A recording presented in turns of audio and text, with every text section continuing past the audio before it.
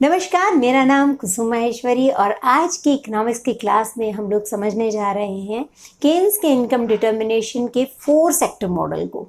अभी तक जो हमने किया, हमने इनकम डिटर्मिनेशन मॉडल कर रहे हैं पिछले कई एपिसोड से। तो इस वीडियो के अंदर हम 4 सेक्टर मॉडल करेंगे। 4 सेक्टर मॉडल में क्या होता है, फॉरेन सेक्टर को भी इंक्लूड करना होता है। सबसे पहले हमने 2 सेक्टर मॉडल किया था जिसमें सिर्फ हाउस होल्ड और फर्म 2 ही थे, कंजम्पशन और इन्वेस्टमेंट 2 चीज़ें थी। और तीसरा एलिमेंट हमने ऐड किया 3 सेक्टर मॉडल में, जब हमने गवर्नमेंट को भी डाल दिया इसमें। और अब जो है हम इनकॉर्पोरेट कर रहे हैं, इंक्लूड कर रहे हैं, शामिल कर रहे हैं नेट एक्सपोर्ट्स को भी। नेट एक्सपोर्ट्स कब होंगे, जब फॉरेन सेक्टर से यानी कि किसी और कंट्रीज से भी हमारा लेन देन हो रहा है, जो हम वहाँ पर भेजते हैं उसको हम एक्सपोर्ट से डिनोट करते हैं, एक्स से। और जो वहाँ से मंगवाते हैं, हम बहुत सारी चीज़ें इंपोर्टेड भी तो यूज़ करते हैं ना, तो वो हम आइटम्स डालते हैं इंपोर्ट में। तो यहाँ पर हमने नेट एक्सपोर्ट्स को जो है इसके अंदर शामिल करना है। नेट एक्सपोर्ट्स का मतलब क्या हो गया कि हमने उनको कितना ज़्यादा भेजा। यदि हमने ज़्यादा भेजा है तो ये पॉजिटिव आइटम आ जाएगी, यदि हमने मंगवाया ज़्यादा है तो ये टर्म जो है आपकी माइनस में आ जाएगी। इसको हम एक्स एन से दिखाएंगे, ठीक है, एक्स एन से। अब यहाँ पर भी हम एक्स एन डाल देते हैं, यहाँ पर भी हम एक्स एन डाल देते हैं, तो ये सिंपल आपका। और यहाँ पर भी यदि हम एक्स एन डाल देंगे तो हम इक्विलिब्रियम लेवल ऑफ इनकम को इस फॉर्मूले से निकाल सकते हैं, ठीक है। ये हम लोगों ने पहले किया हुआ है, आपको पता होगा। ये सी प्लस आई प्लस जी प्लस एक्स माइनस एम हो गया। सी को हमने खोल के रखा है। सी में जो है जब गवर्नमेंट आ रही है तो इनकम वो खर्च भी कर रही है और साथ में वो क्या करती है, टैक्स भी लेती है, तो उसके साथ टी भी आ गया। तो ये सिर्फ आपने ओपन अप किया है, पिछले वीडियोज़ में हमने इसको बहुत किया हुआ है, इसलिए मैं यहाँ पर इसको बहुत एक्सप्लेन नहीं कर रही हूँ। और ये डायग्राम भी हम कई बार कर चुके हैं अब तक। तो यहाँ पर ये आपके एग्रीगेट डिमांड है, ठीक है, 0 लेवल पे। और यदि हम इसमें x माइनस एम या एक्स एन को भी जोड़ देंगे तो एक और लाइन यहाँ पर पैरेलल आ जाएगी और ये होगी आपका AD0 यानी कि C प्लस आई प्लस जी प्लस एक्स एन, ठीक है। तो AD1 हो गया, ठीक है, एग्रीगेट डिमांड 1।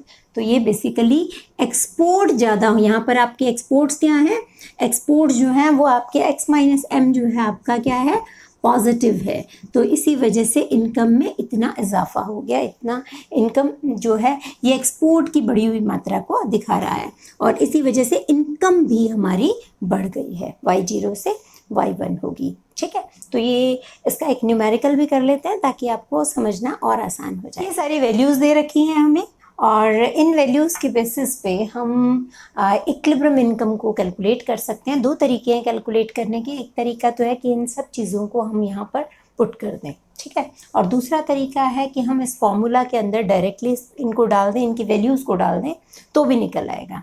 ज़्यादा बेहतरीन तरीका यही रहता है कि आप ये जो भी आपके पास इन्फॉर्मेशन है उसको यहाँ पर रखें, तो उसमें गुंजाइश गलती की कम हो जाती है। तो हमने क्या किया, यहाँ से इसको इसी फॉर्म में रख लिया, ठीक। अब इसको सॉल्व करना है। सॉल्व करना कोई ज़्यादा मुश्किल काम नहीं है। ये है 60 प्लस 0.9, ये आपका टेक्स्ट जो ऑलरेडी 0 है इसलिए मैंने रखा नहीं था यहाँ पे। आप चाहो तो यहाँ पे 0 लगा सकते हो। तो ये हो गया 0.9y प्लस 40 कह लो, तो 40 माइनस 10 माइनस 0.5y, ठीक है, 0.05। ये मैं बहुत मिस्टेक्स करती हूँ, सॉरी।